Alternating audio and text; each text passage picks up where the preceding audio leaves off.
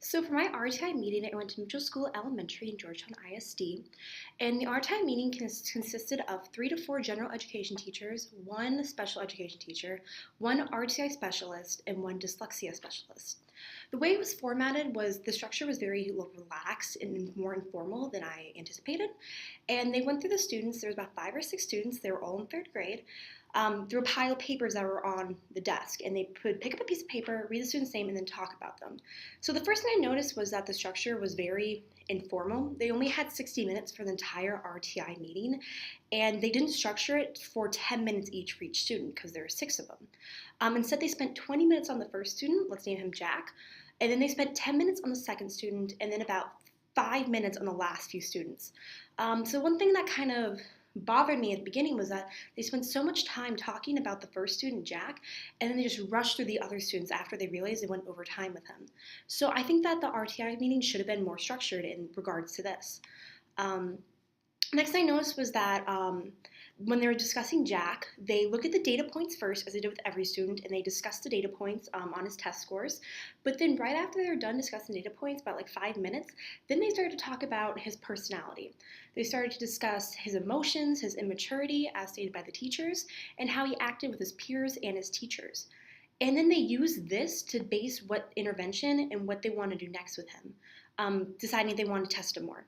And so that was one thing that kind of bothered me as well was that, and this continued at the rest of the RTI meeting as well, was that they based a lot of their decisions not on the data, but on their own observations of the students. For Jack, they based a lot of what they were going to do with testing on his immaturity, as they called it. And then after about 10 minutes of talking about his immaturity, then they just started talking about stories that he did in class. And that also seemed a little unprofessional to me. If I was Jack's parent, I wouldn't want my student's intervention, my child's intervention, to be based on his immaturity, or his um, personality. I want to be based on the test scores. As they were starting to run out of time near the end, they started to base their decisions more on test scores. The last student they only talked about for 2 minutes, and they just saw his test scores in the data, and then they were like, we're putting her in tier 3. They didn't discuss anything else. And I feel like that was due to time constraints, so because we only had 60 minutes and didn't have time to talk about the child further. So I noticed it was a little unprofessional, and it got a little gossipy, as we discussed in class. When a bunch of teachers are put together, they can be talking about less about how the student's performing and more how he's acting. And I finally understood that once I finally went to the RTI meeting.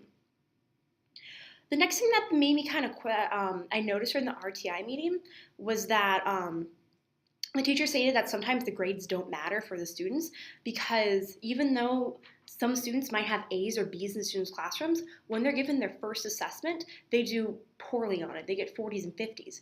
But due to the reteach and retest policies they have at the schools, the student may get an 80 after their 5th test, and that will be the test that's recorded. So the tests don't actually reflect the student's knowledge and their initial knowledge of gaining the information. So I thought that was interesting how even some of the teachers asserted that the tests and grades don't reflect an actual student's abilities due to the fact that there's the reteach, retest aspect of school. Next thing that the RTI reminded me of was the recycling that we talked about in class.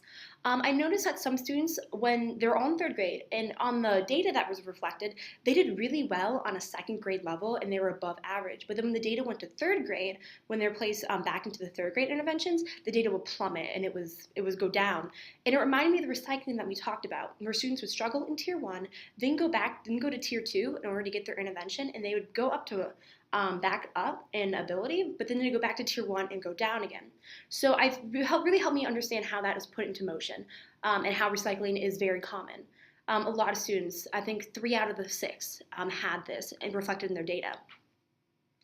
It also felt like no decisions were really made about the students and where to put them. The last student was placed in tier 3 because they were running out of time and they just looked at the data and said, we're going to do this. But the other students, where they had more time to talk about their personality and how they acted, they were like, well, does he have a disability? Well, should he take another test? So it seemed like a lot of them seeing if they wanted to test more rather than put him more into another tier and test him for a disability.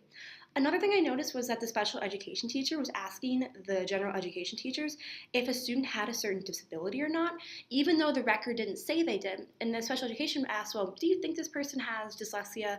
Do you think they might have a learning disability? And that kind of irked me a little bit because I know when I do my observations, some teachers would be like, well, this student doesn't do too well in my class, and I think he has this disability. And general education teachers are not certified and don't have the required training in order to diagnose students. So it kind of irked me that the special education teacher was kind of prompting this to happen. But then eventually the general education teacher stated, I don't have the ability to assess that. I don't have the certification in order to in order to say that. So I can't do anything. I can't say that they had a disability or not. So I really liked how she stated that, how she didn't have the certification to diagnose a student. Overall, I think I learned a lot from these RTI meetings, more about how data is seen and viewed, but it kind of let me down that they didn't really use the data to make their decisions. They use a lot of observations and personality, and they use a lot of the word immaturity a lot. But it was really interesting to see how RTI meetings are structured, how they are run, and more of the inner workings behind them. As a parent, I don't know if I would want my student to have been in that RTI meeting because it seemed like they were assessing more personality and immaturity instead of the tests and how the student was performing. And then also they spent too long on the first student and then rushed through the other students. And I would not have been a parent. I would not like to be a parent at the end of the pile because I feel like my student would not have gotten enough information and talked about enough in order to make a correct decision.